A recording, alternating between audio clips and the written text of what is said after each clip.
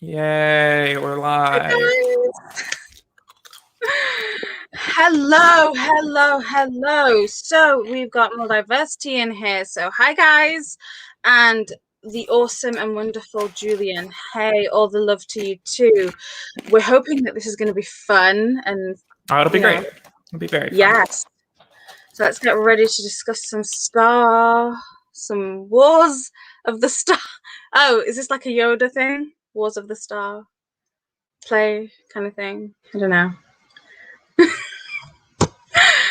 But yes, so due to some unforeseen circumstances, we couldn't have Alex this week. But because it's The Last Jedi is his ultimate favorite movie, I think, right? Am I right in saying this?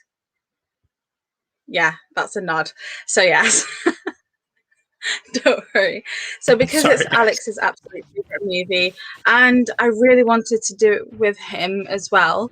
We'll postpone it for next week. We'll get to enjoy the movie next week, and it gives us time to have a breather, just to relax, take a little bit of time to question things, discuss things, all of that fun stuff. And I didn't want to leave you guys without some Star Wars. But next week we'll have like a good old 2.5 hour shindig of me reacting and Sean putting up, watch the movie!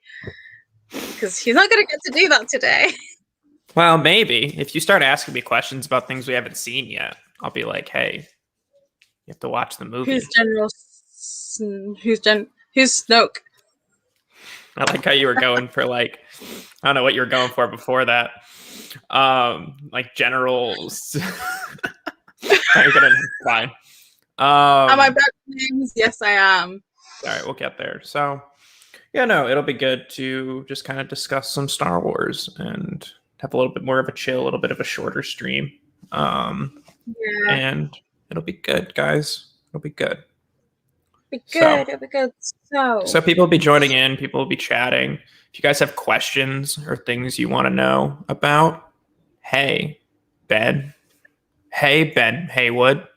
I'm sorry. I'm sure everyone makes that joke to you. I'm so sorry. That was so bad. Sorry, can I just have some context here? I don't know who Ben is. I just was saying hi to Ben. No, but what's the Haywood context? Hey, I think that's his last name. I said, hey, Ben Haywood, but I was like, I'm sorry. You probably get that joke a lot. Oh, right. Okay, sorry. Sorry. What's up, Gillis? So yeah, no, anyone who is Gillis is so funny. So yeah, no. So anybody who's joining in now, Alex is cool. He's good. He just had something come up. So because The Last Jedi is his favorite, we decided we're going to postpone that for a week and just have like a little bit of a shorter, just Star Wars discussion. But I'm just going to, ask some questions. You guys feel free to pop things in the chat if you want to know either my thoughts or her thoughts on anything that we've watched so far. Let's not talk about The Last Jedi or The Rise of Skywalker yet, guys. And if, you're a mod. No. Yes, you can delete things before, as soon as you see it, you can just delete it. I don't think anyone's going to be posting spoilers in here. I don't worry about this audience. So yeah, no, guys, it'll be fun. It's going to be good. In the meantime, while people start rolling in, Fatma, ask me some questions. What do you want to talk about? What do you need to know? So I don't know if this is going to be spoiler territory, and you can just say it's spoiler territory. But what happens after Return of the Jedi? Because Return of the Jedi is essentially, they defeated Vader and Palpatine, and the Jedi are back, and they had that awesome celebration, and it was great and good times, right? And then when you watch the Force Awakens, yes, I was like, what? Surely they just defeated, the Empire, and got around that. So is that a spoiler? Will that be touched upon? So you want to know about the origins of the First Order? You want to know why the Empire still exists? Yeah. So how did they come back after they would? So the First Order, it's not the Empire now. It's not the Empire anymore, is it? Yeah. So it's the First Order, and we'll talk about this. I want to say, hey, Julian, I'm sorry you had a bad week, bud. It's gonna be so much fun. We're gonna talk a ton of Star Wars. Feel free to ask us any questions. I'm sure Gillis is going to fact check me in the chat if I mess anything up. But I can answer that question, surprisingly enough. And this is kind of it's not a spoiler, but like the answers you're looking for are not going to come in the movies. That's just kind of how this works. So a lot of like what I, or yeah, it's all expanded material. You know, it's more like. Oh, here's the thing. Just 1 second, guys. Okay. I will watch Clone Wars and I will watch Rebels. Cool. Yeah. I can watch that. But I already have a bunch of DC comics from like years that I need to catch up on. So I won't be reading any Star Wars comics or Star Wars books because I've got Red Rising to read for books, and I've got a few other books I've got like they're just staring at me. But I'm more than happy to watch. So if you have anything from the books, comics, and extra material other than Clone Wars or whatever, or Rebels, I'm happy to be spoiled, and I'm happy to be, you know, told what it is. So this part for me, I'm okay for you to discuss. So yes, how did the First Order come about? So yeah, let's talk about that. Sorry, I just got a text that I can't disclose the information of yet. Apologize. I have my sources and my things too in the background. Sorry about that. Fuck. I sorry. need to know now. Sorry. I can let you know after the stream. Okay. Sorry, chat. Anyway, so I can tell you a little bit, and I will stick to really like what we know of as of The Force Awakens. So that way, you know, obviously we're not delving too much into spoilers. Basically, you have to look at the idea of like, yeah, the Empire was destroyed or defeated, more so that when they blew up the second Death Star and the Emperor died and Vader died and a lot of their high-end command died. But you have to understand too that like the Empire is a faction that stretched every inch of the galaxy. So just because you destroy one hub doesn't mean you've destroyed everybody. Like, yeah, their leadership was shattered, and a lot of their driving force and motivation was, wrecked with the destruction of the second Death Star, and more importantly, the destruction of the Empire or in the Emperor. I would relate it to the idea of like, yeah, like we have capitals in countries, but like we have military outposts and like factions and like police forces and stuff, like all part of that government system, like outreaching. So basically, the best way, I mean, there's so much I could cover here, but I'll give you the rundown of basically Palpatine's a genius. Dude has contingency plans left and right. So he had a contingency plan called Operation Cinder, which we're still learning all of the details about as much as possible. And the best way to kind of learn about Operation Cinder is actually through the Battlefront 2 video game campaign. They cover it really well. So basically, Palpatine had these like robot servants with like messages of him, like not like reincarnations of him, but just like messages left by him of like, this is what I want you to do. This is what we need to do to like recoup our forces. Basically, the Empire spent a year just kind of like figuring out what it needed to do to like survive. And different factions had different purposes and had different assignments. There's like one that they cover in the Battlefront 2 campaign where like one high-ranking officer was in charge of like using these laser beam things kind of to destroy some more planets, and like those had to get shut down. Another faction was in charge of looking into other force sensitive beings, which I can't discuss greatly. Not even for like the rise of like, not even for like episode 8 and 9 purposes, but also like I want you to enjoy The Mandalorian when you get there. So so like that, there's still stuff that like is being figured out there. And like, even though The Mandalorian takes place before the sequel trilogy, there's just good context for the sequel trilogy, and it all works really well together. Basically then like the Empire like existed as the Empire, and like the New Republic, which is what formed in the wake of the Empire's destruction, the rebellion became the New Republic. And we learned a little bit about that in The Force Awakens. Like you've probably heard that name drop a couple times. The what? Sorry. The New Republic. Oh, the New Republic. So like the New Republic is the government now, and the Resistance is sort of like what's fighting the First Order. Is that the planet that the First Order shattered last? So that was the New Republic system, which is Hosnian Prime, of the Hosnian system. So they moved the capital a couple times. They moved it off Coruscant, and this is all in the books and stuff. So like the New Republic formed, and then Mon Mothma, who I don't know if you remember who she is. She was in Return of the Jedi. She's got the white robes and the orange hair. She like led the little briefing in like when they were going to destroy the second Death Star. It's hard. There's a lot happening. We've watched a lot of movies since Return of the Jedi. So she's also in Rogue One though. She's the redhead lady in Rogue One. So she, decided that she didn't want to like militarize the New Republic. So like she didn't want military. So like the Resistance formed in the wake of that, and like Leia was leading that, and they like had some secret funding from the New Republic, but like officially the New Republic didn't have a military force. This came after, like more closer to The Force Awakens though. What happened a year after Return of the Jedi was the Empire's forces had been scattered, and like the rebellion was still trying to like pick them off and like destroy different factions and like hunt these guys down. And eventually, as we're learning about in The Mandalorian, like the New Republic really focused on like the core worlds, which is like the center of the galaxy. And then they didn't really care about the Outer Rim, which is like where Tatooine and a lot of like these other outside planets are. And the Empire just started to kind of thrive there until finally it all came to a head at the Battle of Jakku, which is why we see the crashed Star Destroyers and X-Wings when we meet Rey for the first time.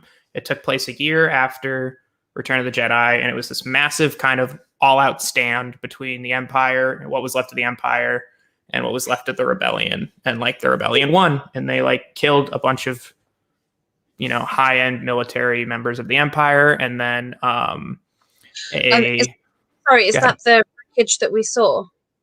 Yeah.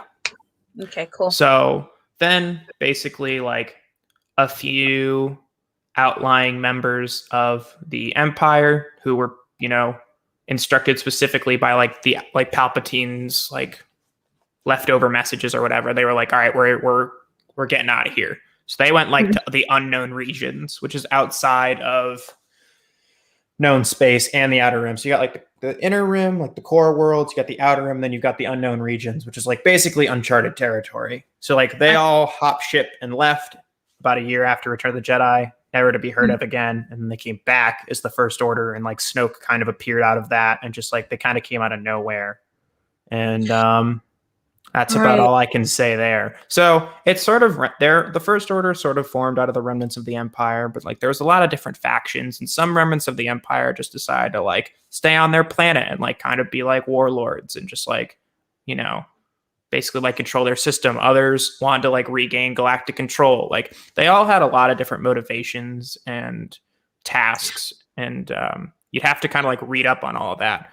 And then, Akira makes a great point. Ray Sloan is an Imperial character who is very important to the foundation of the First Order and everything I just kind of talked about. But I don't know. Like I know most of her story. It's not super relevant to like your general overall question. Yeah. But that's kind of a rough. I want to like go through a lot of stuff, so I don't want to like spiel on any one question, but that was like probably the longest one you're going to ask me, because that's like the most information. I'm trying to like encapsulate like 30 years of content, and we still don't know a ton about it. And obviously like we'll learn more about this, but like we learned in The Force Awakens, like Luke went off and like started Jedi Academy, and like that got destroyed. And we learned that like Leia and Han like had a kid, and then like they broke up, and like that there's obviously like stuff that happened with our main heroes, but like in terms of like galactic scale, that's a good recap roughly for you. And truthfully, a lot of that era is still really unexplored. Like we still really don't know a ton about it. And now that Episode 9's been released for 6 months now, almost a year. No, it's been out. Oh my God, has it been out for over a year? Oh my God, it came out in 2019. Wow, 2020 was rough. It's been out a year and a half. So, Episode 9, it came out. Yeah, it came out in 2019. Wow. December of 2019. But wow, that's crazy that Episode 9's been out over a year now. It's like a year and, 15 months now it's been out. So like now we're finally starting to get some more material coming out about like that time period, now that we understand the full scope of the story. Because their fear was always like, if we say too much about what happened before The Force Awakens, we're really limiting our plot for our films, and the films always come first. So anywho, Thank you, Akira. I am doing kind of that. You've seen that GIF.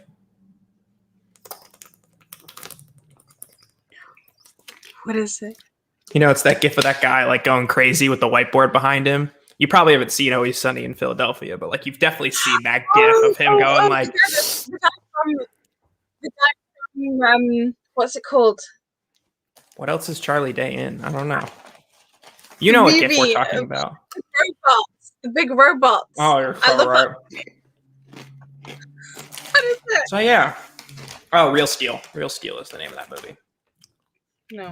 No, the one with Hugh Jackman. No. Oh, you're talking about the kaiju in the Kaiju. Yeah. Shoot. Yeah. What's the name of that movie? I know what you're talking about. I love that movie. Oh no, Pacific Rim. Pacific Rim. Thank you. I got it. Ooh, that took too long. But yeah, no, him. Yeah, I'm like that guy. Cool. We got there. Not. I understood you. I get it. I get it. All right. Well, what's your next question? Or do you want to talk about that more? So I rewatched Revenge of the Sith because now Revenge of the Sith is by far my favorite. There's just everything in that. Yes, Pacific Rim. Thank you so much, Chucky Uzumaki. So I was rewatching Revenge of the Sith, and I know you said that the Force actually conceived Anakin, but when Darth Sidious Palpatine was talking about Darth Plagueis and how he managed to create life, do we ever see anyone that Darth Plagueis creates in terms of like, you know, using the Force in that way? Because as soon as I heard that, because obviously when we're watching it live, I don't get to pick up on everything, but like when I was watching it, I picked up on, I focused on his speech, and I was like, wait, does that mean that Plagueis made Anakin? And then obviously when I asked you, you said he didn't, and the Force actually conceived him. But yeah. So yeah, we can talk about this. I'm actually pulling up some reference stuff to help you share with your this. screen, do whatever you like. Yeah. So so here's what's interesting. This is purposefully not developed. One, because I think George Lucas doesn't want it to be. And two, because like it doesn't have to be. Okay. Because one, the idea of like just because Plagueis could do something doesn't mean he did it. Mm-hmm. Two, Palpatine was very aware that the Force conceived Anakin. And that's where really it stands, by the way. Like, rough to answer your question. We talked about this a little bit after the stream, I think. But like Palpatine did not conceive Anakin like with the Force. Neither did Plagueis. The Force conceived Anakin. And like that's the truth as far as we should know. But there was a controversy because I don't know how this works. I probably should understand how screen sharing works. Can I do? Oh, no, that's not it. It's fine. Just go downstairs. Oh, I see it. I'm smart. Thanks. Share. Cool. So let's look at this. Wonder if I can. There we go. So this came out in one of the Charles Soule Vader comics not that long ago. So this is Anakin, and he's going through some Force stuff. So Anakin post burn? No, this is Anakin as Vader in a Force vision. This is like deep stuff. This happens between episodes 3 and 4, and Anakin is on a mission, or like he's not on a mission. He's in Mustafar at his castle, and like he's going through some Force vision stuff. It's all really cool, not really relevant to the actual conversation, but like this came out, and like this is cool. I'm really interested. This is the idea of like, well, the backstory is not as important to the question, but like this panel occurred, of like Palpatine and Shmi and like this stuff of like Force manipulation. Everyone was like, oh, there's our confirmation. Like Palpatine conceived Anakin. Like that's what that means. So I'm not going to pull up an article from Screen Rant because basically basically what happened was, let's see, where's the quote? One of the Lucasfilm Story Group members, like, came out and was like, guys, relax. Oh, hold on. I'm going to look up for the tweet real quick because hold on. I'm going to stop sharing because I don't want to accidentally spoil anything for you because it said warning spoilers for episode 9 and I didn't want that.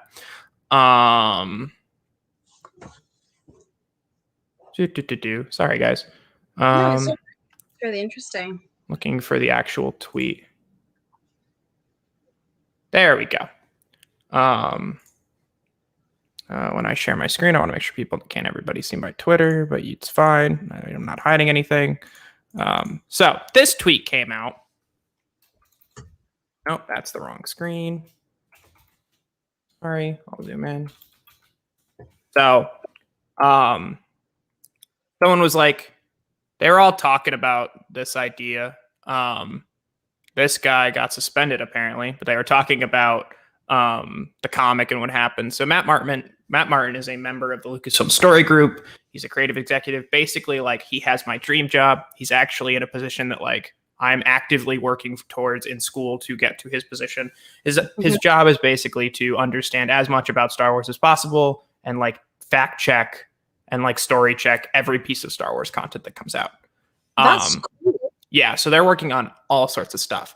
So he's talked about this before, but this was the most recent example of it. This was around it's a little before episode 9 came out, I think. So no, like, that's not what the comic is implying. There's more to that comic than those 2 panels. It should be read in context.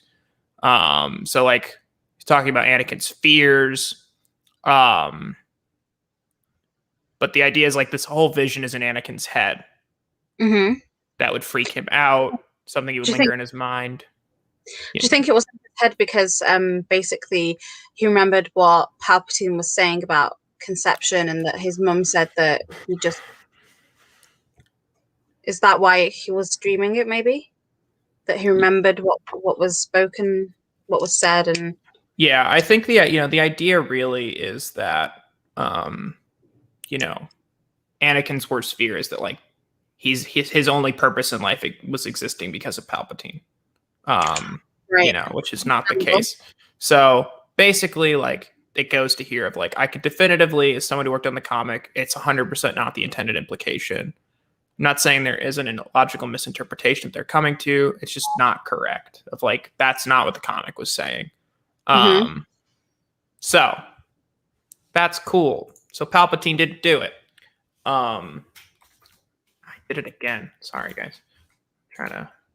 wish you can hear my clicky clackety keyboard. So yeah, no.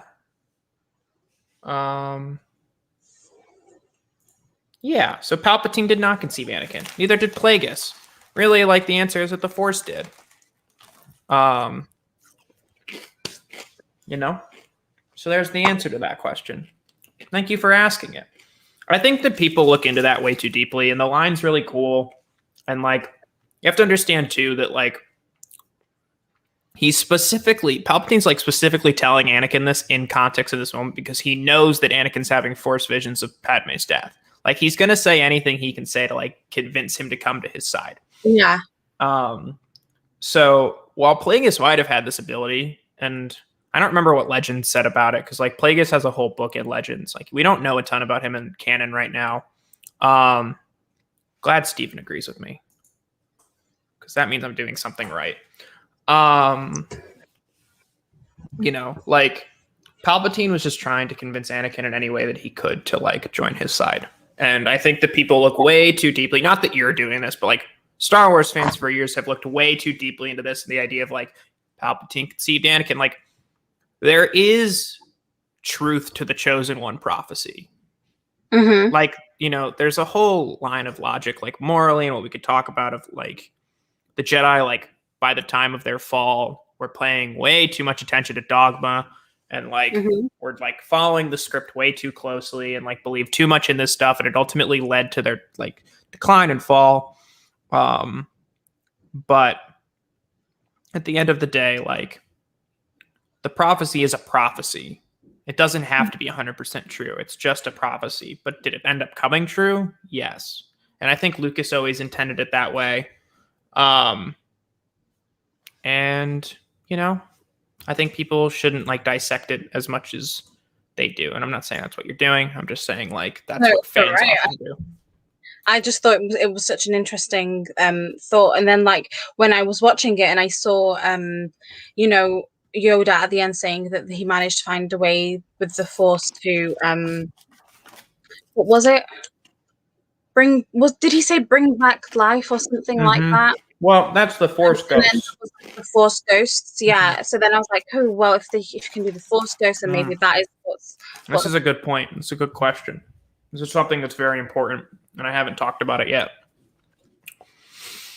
And this deals with more like expanded, well, not expanded universe content, because that means it's Legends. This deals with like more outside of the movies content. But like Force Ghosts is an exclusively light side power. Dark side can never. Yeah, like that's not. There have been instances and other examples of dark side users being able to survive spiritually post death. Like there's one in the Vader comic of a old Republic Sith Lord named Momin who like kept his presence alive in his helmet, and like when someone puts on the helmet, he like corrupts them and possesses them. There was something not that long ago in the Star Wars comic that was hinted at that like I don't want to talk about too much because of like I know what content you want to watch in the future and I don't want to spoil stuff. It's not about the movies, but it's more so like the TV shows and stuff. And Rebels and stuff. So like there's a character that like there's like a dark side user that like seems to have been spiritually like imprisoned in a temple or location to be like tortured or used as like a guard or whatever. And like that was a big, like not controversy, but that was a big discussion point when that came out because people were like, I thought there couldn't be dark side Force ghosts and like there can't be. And it seems like the light side Force ghosts, as far as we know, like can go and move as they please and, you know, appear in a like Force ghosts are so mysterious in like the grand scheme of things, and they're intended to be because like they're, you know, part of it has to be mysterious. But at the end of the day, you know, it's a light side power, not a dark side power. And I don't think we should look too much into the idea of like who conceived Anakin, because it was the Force, and like there's supposed to be mystery behind it. And I think fans sometimes get too literal with Star Wars. No, that's perfectly fine.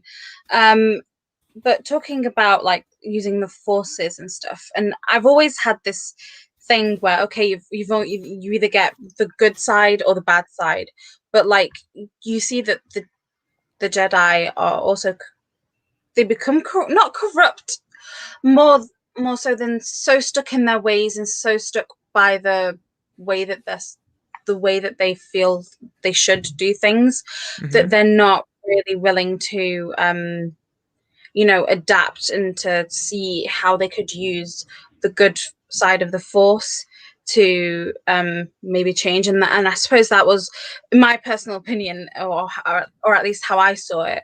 I saw their fall was due to their lack of willingness to, you know, adapt or like, you know, change, or I don't know if I'm making sense. No, you are. But so with that, you've got that, and then obviously you've got the dark side, which is, you know, the bad side, and they'll always be bad. But there's surely some people that can use the Force, not necessarily have to be in the middle between the dark side and the bad side, but like, you know what I mean? There has to be some spectrum to this. Yes. Or at least some level of like understanding that you can be one with the I am one with the Force and the Force is me. And apparently he's not even he's not a Jedi, is he? No, he's not. Let me look something up real quick because I want to show you something, but I don't want there to be a spoiler. So, this is really loud. I can't hear everybody. So I'm gonna listen to this while we talk about this for a little bit. Wait, what year did this come out? Hi, A-List. Hi, hello everyone. By the way, sorry. Sometimes when Faba catches me in like real Star Wars, like thinking in logic, I like zone really good out. Nothing and Um, whilst whilst you're looking for stuff.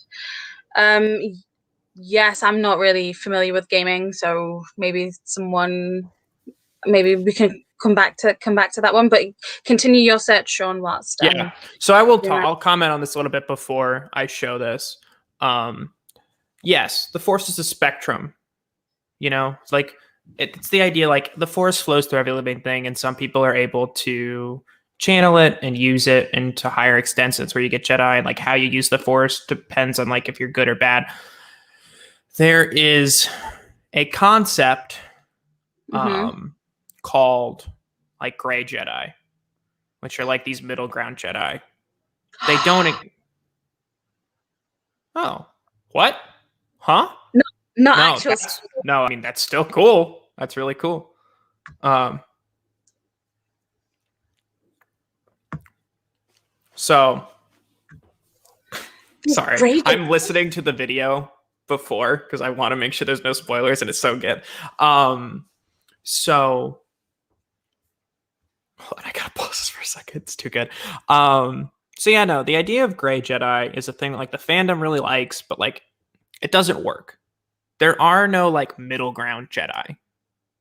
Like you have Force users, and Mm-hmm. you have good people and you have bad people, and you've got people who can use the Force and they use it for good or bad, or sometimes they're in the middle. But like there's a concept of like gray Jedi, of like these guys that like balance the middle so perfectly well.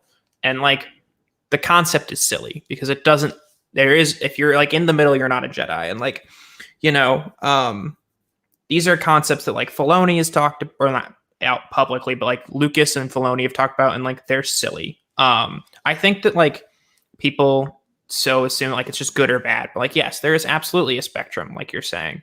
And we've seen countless examples of, you know, different elements of that, and sort of, you know, they're mostly in expanded material because like it's much easier for, you know, you to explore those elements in like books and comics and other places where you have more time to like get it out there. I mean, it's hard because I don't want to get like too involved in like plot points, but you know, there's a point where, you know, and it's hard now because like we know so much.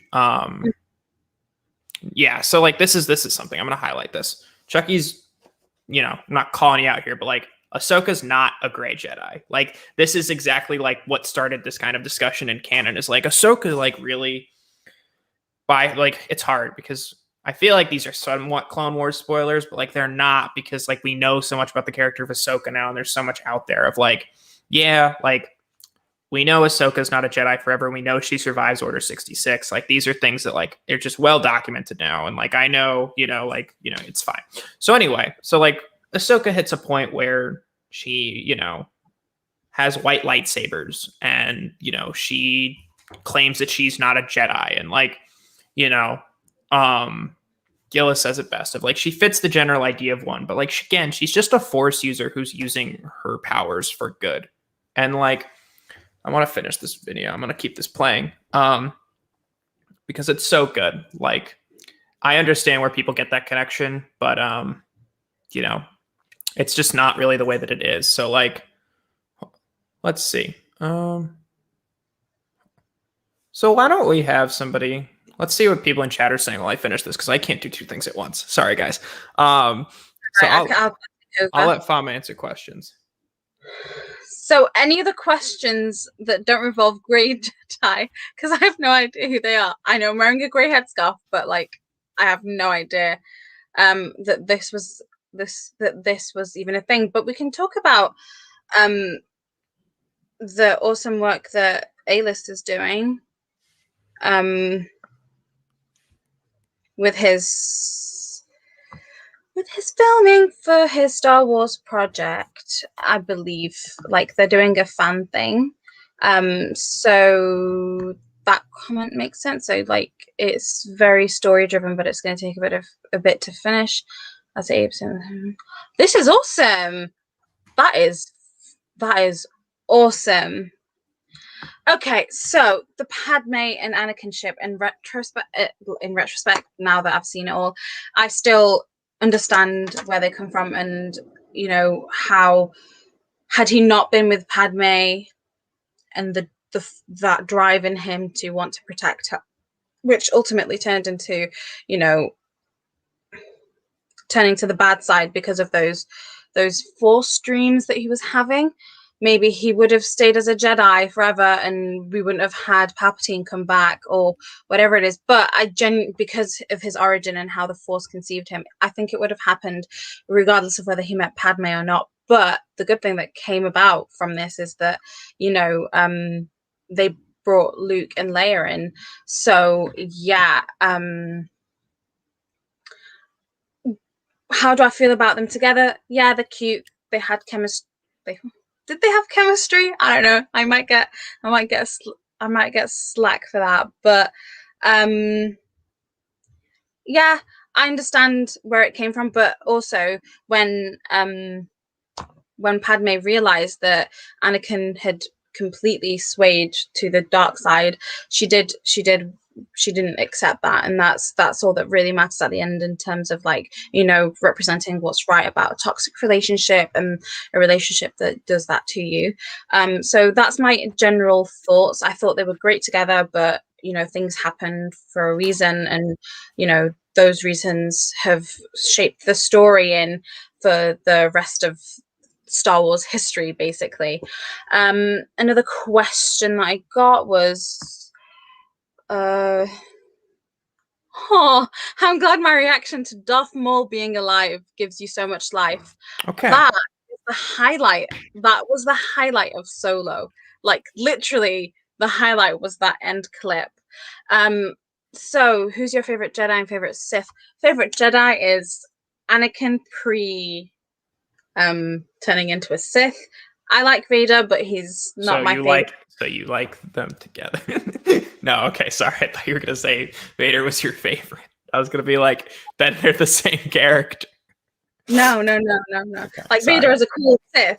Like, he's awesome. Like, as Darth Vader, he does awesome stuff, especially that last scene in Rogue One. I liked Anakin, and I don't know, maybe Yoda. No, I'm not getting. I'm sorry. I'm jumping ahead. Shut up. Oh, sorry. No, it's all right. So, with the Jedi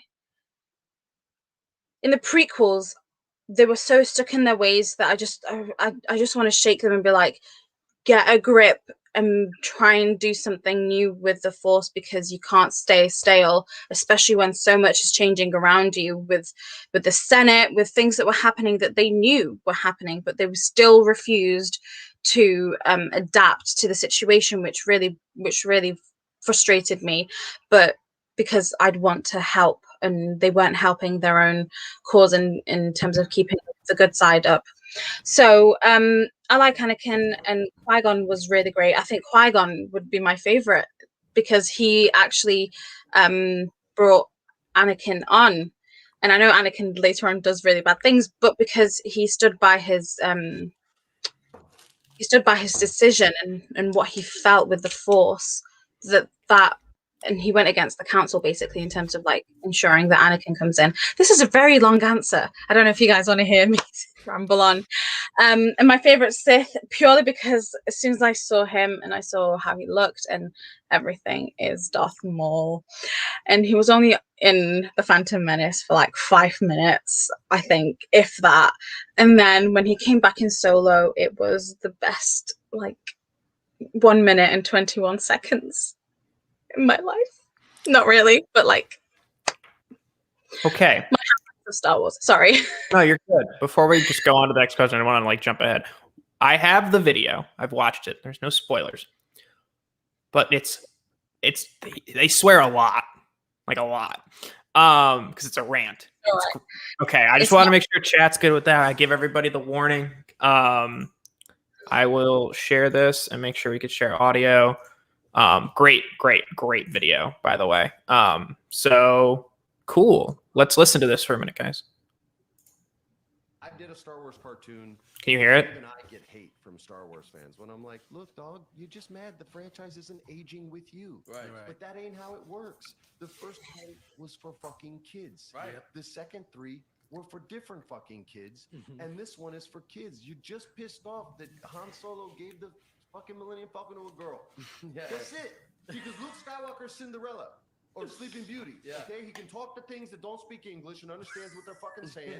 He gets a fairy godfather instead of a fairy godmother who teaches him how to be the best Jedi in the world in no time fucking flat.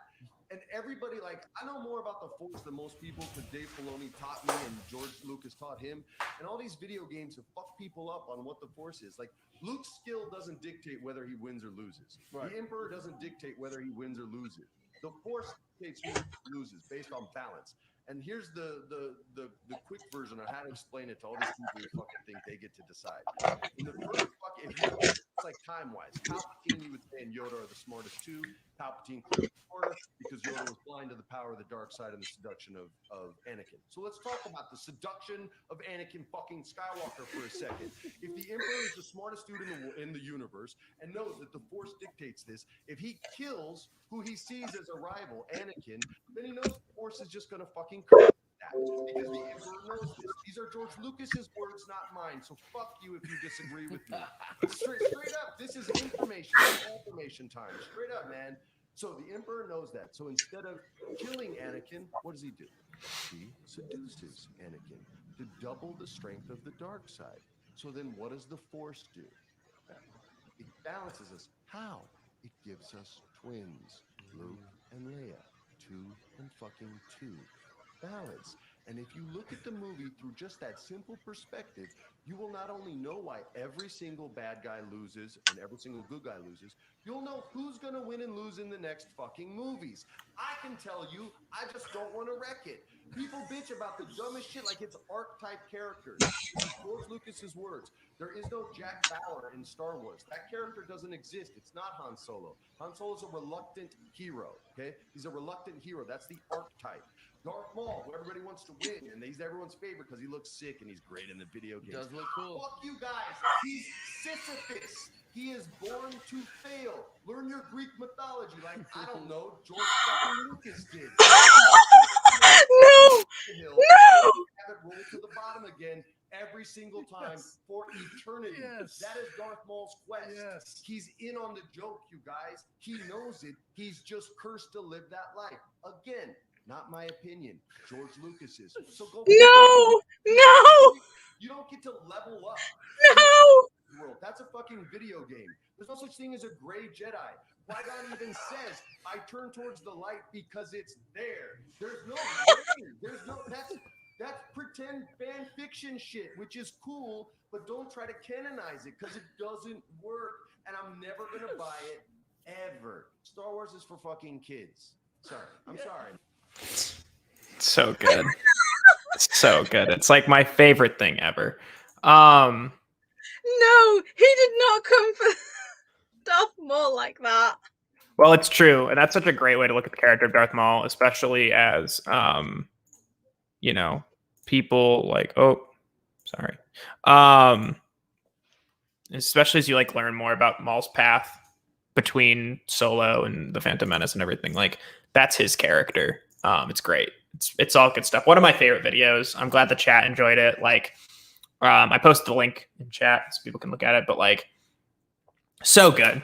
Just so good. Like it, it's just great. It's a great understanding.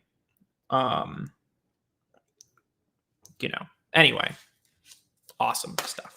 I don't really want someone in the middle, but I don't want someone that or at least, okay, if you're not going to have a middle or like the spectrum or whatever, that's fine.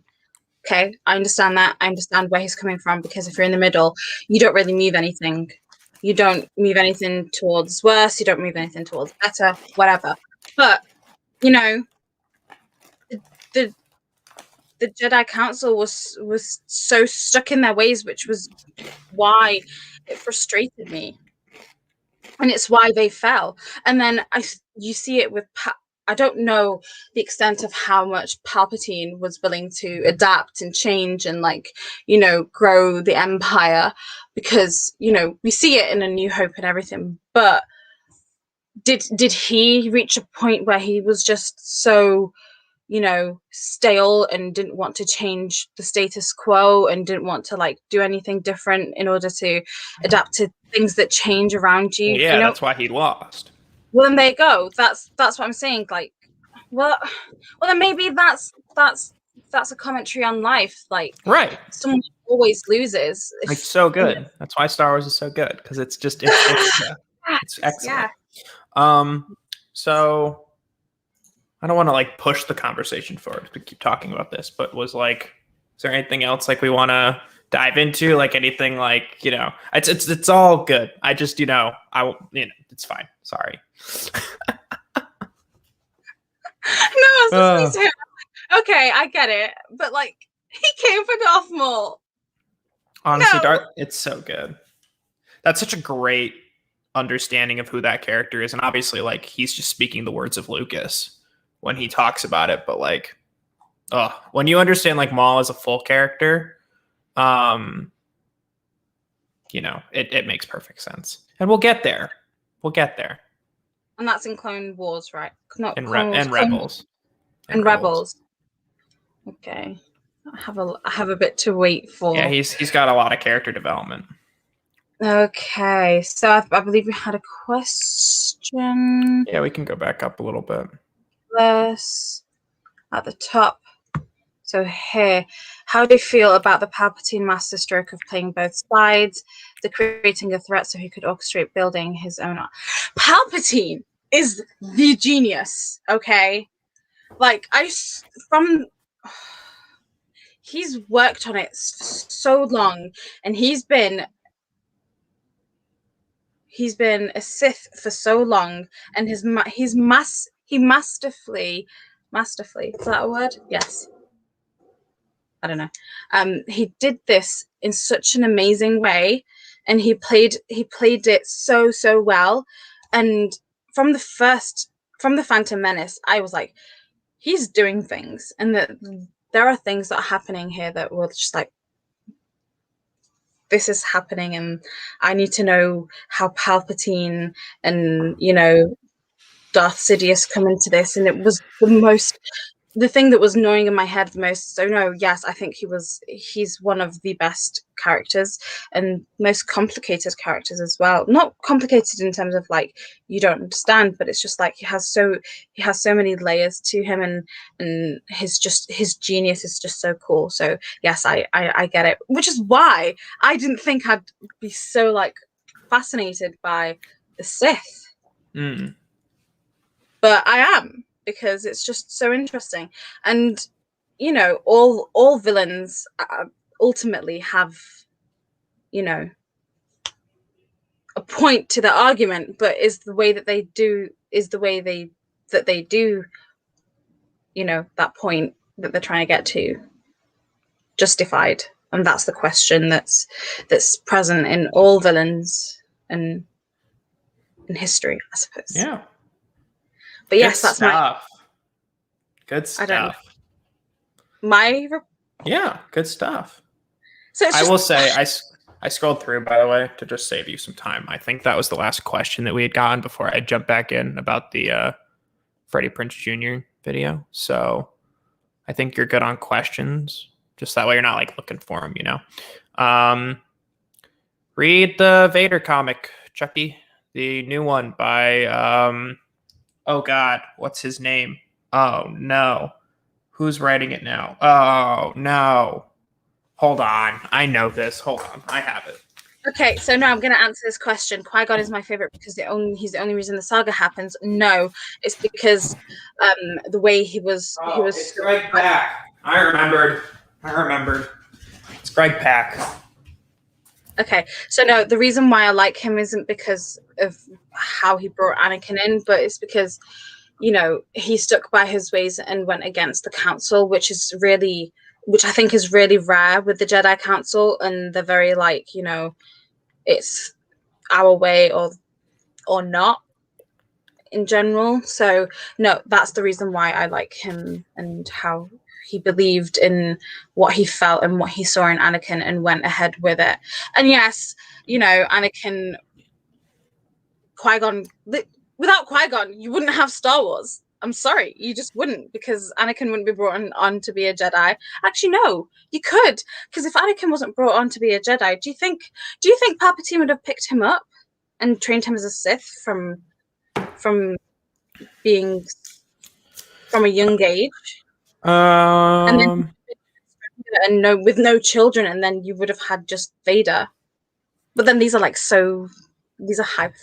Yeah, you're playing a lot of what ifs, and I think you have to understand that like Palpatine understood like and knew of Anakin's existence prior to meeting him.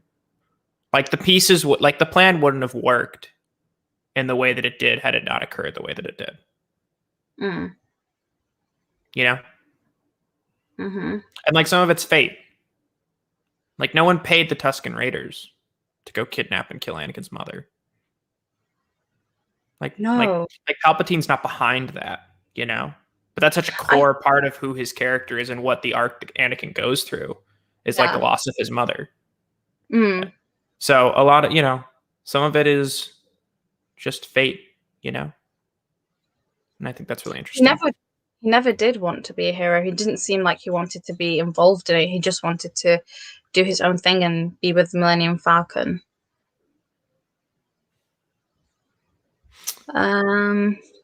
So yeah. Apparently, yeah.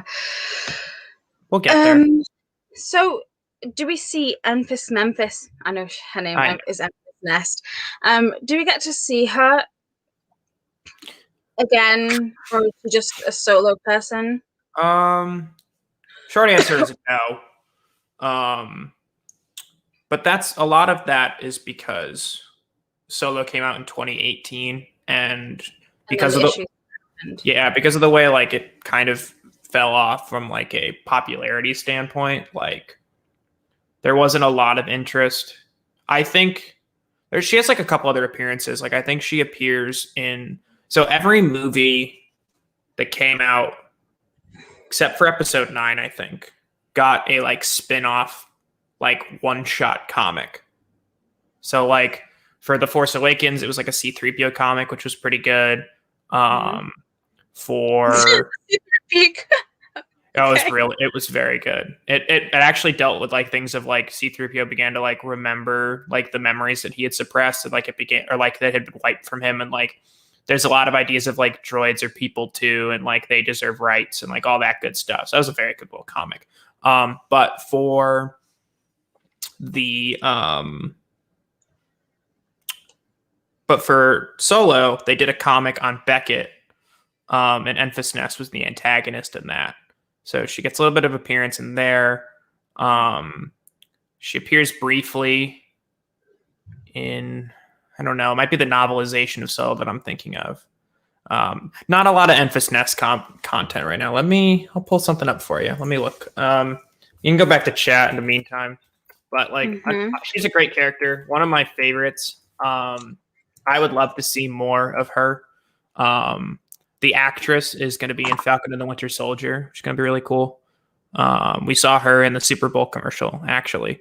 So yeah, no, she's appeared in mostly just Solo adaptations and stuff. There's a Star Wars Adventures oh no, that's just a mention only. Yeah. Unfortunately, like her appearances are just like video games with like, but not like narrative video games. Solo stuff. But I think it's so cool how like, that Solo kind of tied into how, you know, A New Hope starts with, I guess Solo and Rogue One can. Hi, Shep.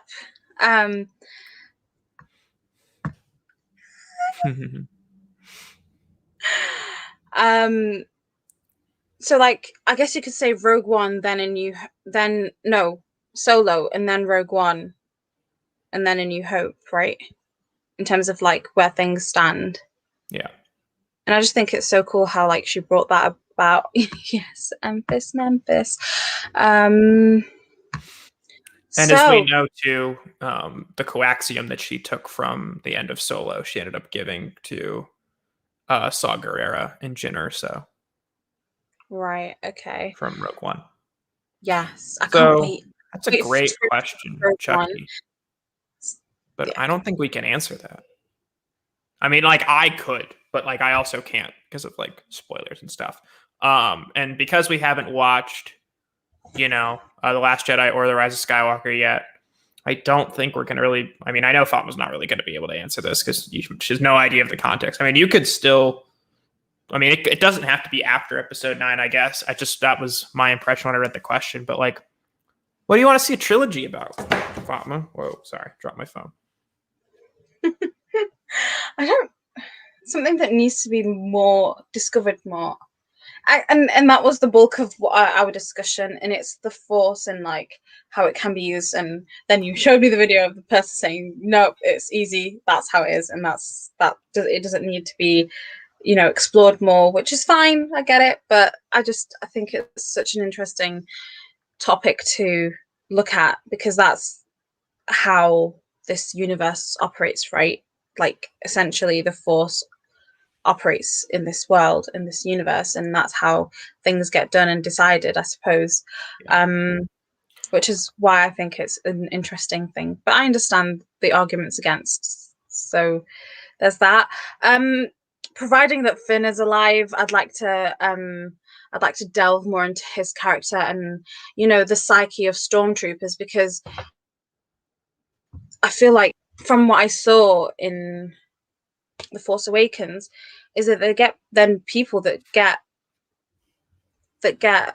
programmed and don't have much autonomy over themselves. And I want to see like that struggle, and perhaps not a trilogy, but I still want it to be touched upon. And I don't know if it does get touched upon in The Rise of Skywalker, which is something that I'm looking forward to and something that I'll keep an eye out for. Other things that just interest me in terms of like the motivations of General Jin, like the motivations that all the generals, i.e. General Ginger, and then the other general that was really cool that they CGI'd, that they did the Tarkin. CGI. Yeah. What's his name? Tarkin, yes. And like how they decide that this is the side that they want to take, and do the Sith actually, like by Sith I mean like Darth Vader, Darth Vader, Darth Sidious, and perhaps even Darth Plagueis before him. Do they have a major role in like bringing these major generals, or is there something that drives them to want to be part of the Empire so much? And is it just is it fear, or is it like, or is it You're asking all the right questions. or It's is so it good. the general like desire to, or like the general desire to, or the just agreeing with the points that the Sith make, which again, so like in a lot of the villains do have points to why they do what they do, right? So like I get like environmental terror. I don't agree with them obviously, but like in fact people who do things for the environment, or overpopulation, for example, like in what's it called, Inferno, in Dan Brown's Inferno, for example, that is an issue. But is that how you tackle it? And is this why people are so driven to join something and become so blind to it? Which they're the things that I want to see, but because they don't have a face to them. And I don't want trilogies. I want a story that just delves so deep into it and sees all of these characters and puts them together. I don't know. Maybe I hate to say it to you, but like most of that content you're asking for exists. A lot of the stuff with like newer characters is not yet, just for the fact of like it's new content in the movies, and it takes a long time for other content to get kind of roped around.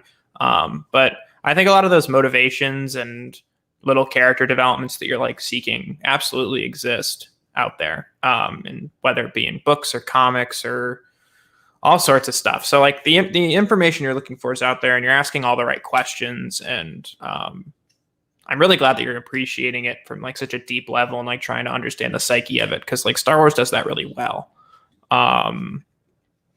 So I have a question for you. okay, If you were a Sith, what I would your wouldn't name be.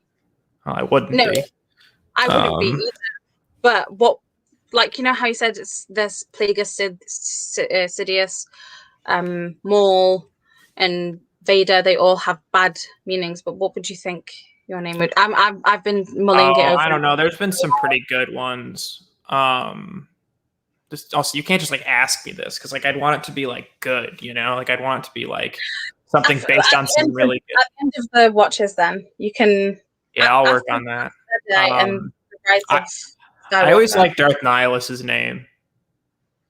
Nihilist. Yeah, well, yeah, like I've always liked his name, because I think like that's a Legends character.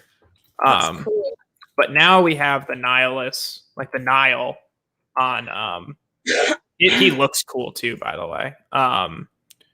But the Nile are actually the new villains of the High Republic. So this is Darth Nihilus. He's very cool looking character. I literally know nothing about him, by the way. I'm not a Legends guy. I think we've talked about this. Literally know nothing, but always a cool character design. Very cool name. You know, you've got, let's see, let's just Google like Darths. Got so many. Some cool fan art. You know, we've got like, that's Darth Talon, which is cool. So yeah, you know, there's Revan, who's a really popular one. But yeah, no, I'll think about that a little bit more. Oh, sorry. There we go. I'm not hiding anything on my desktop, but that was not what I wanted. Darth Bane's cool. For sure. Bane is a cool one too. As again, I'm not a big Legends guy, and like obviously some of these characters are canon now. Like Bane is canon, but like not all of his story is and stuff like that. So Amanda, you're so funny. Oh, I was gonna, yeah. It's so good. But yeah, no. Anything else you want to talk about, or No, I think it was a nice discussion of things that have happened overall. As you guys can tell, I think the prequels are my personal favorite because it lays the ground to this universe so well, and it answers a lot of the questions that I had from the get-go. And not to like say that there's anything bad about, you know, the Ewoks in the Ewoks, or like you know, God, I'm doing as well as I possibly can with names here, guys. So like, okay. I loved A New Hope and how that started, and like seeing a really beat down Yoda, and a Yoda that has like learned from his mistakes. That was really, really cool, and that's why it made me ask a lot of questions that the prequels answered, which was really great as well. So it's not that I don't see the purpose and the fun and the greatness that the you know 4, 5, and 6 have, but I just think the prequels does so well in establishing this universe, and I can't wait to see what happens between, is it the prequels and A New Hope? Is that when Clone Wars happen? I can't hear you. You're muted. Thank you. The Clone Wars takes place between episodes 2 and 3. So the end of episode 2. Sorry, yeah. And then Rebels does take place between episodes 3 and 4, A New Hope and Revenge of the Sith. So yeah, I'm really excited to see how everything connects into each other. So, you know, prequels are my favorite for that reason, but I love them more so far, and I've had a lot of fun and joy and questions and interest in them. So hopefully I'm in for a good ride with The Last Jedi, and I'm keeping my mind open and more than willing to accept The Last Jedi, regardless of whatever divisiveness is on the timeline or wherever. Similarly with Rise of Skywalker. Yep. Yeah. It's the Rise of Skywalker, technically, but it doesn't really. Anywho. So yeah, a little bit of a shorter stream tonight, guys. But because of how well this went, I definitely want to continue to do some of these after we discuss. And I think what's probably going to end up happening, we could talk about this a little bit more once you get closer to episode 9, is we may not be watching stuff together as much as just like discussing, but like Fatma will be watching Clone Wars and stuff on the sides. And like maybe we'll do like some commentary for like big arcs or whatever and stuff. Maybe we'll come back every couple weeks and like discuss like what we've been watching and sort of how this added stuff comes to Star Wars. We'll talk about all that a little bit longer down the line. So yeah, next week you're still here. I will always be here. Well, you'll always be here, but like we're not taking next week off. Next week we'll be back with The Last Jedi. And then I'm gonna take a week break, guys. Yep. I just have a lot of things going on in my crazy life. And then we'll return with the Rise of Skywalker. The Rise of Skywalker. The week after. So next week we're here for The Last Jedi with Alex, because I can't wait to see his joy and happiness with this movie, and I'm hoping that my reactions give him some joy and happiness too. I don't know what major I'm excited thing. for some of your reactions next week. Death. Honestly, betrayal, I think there are 3 moments in Star Wars that have made my mouth like drop, and like I literally have like one of, and like you've seen the other 2 now. So one of them was the Darth Vader hallway scene in Rogue One when he's like chopping everybody up. Like that's really cool. I love that scene. The second one was when Darth Maul appeared in Solo, because like I knew all the backstory and I was like I so amazed that they brought him back. The third one is in The Last Jedi, so I'm very excited to see your reaction to this. But yeah, no, guys. Oh no, I dropped my phone. It's fine. It's fine, everybody.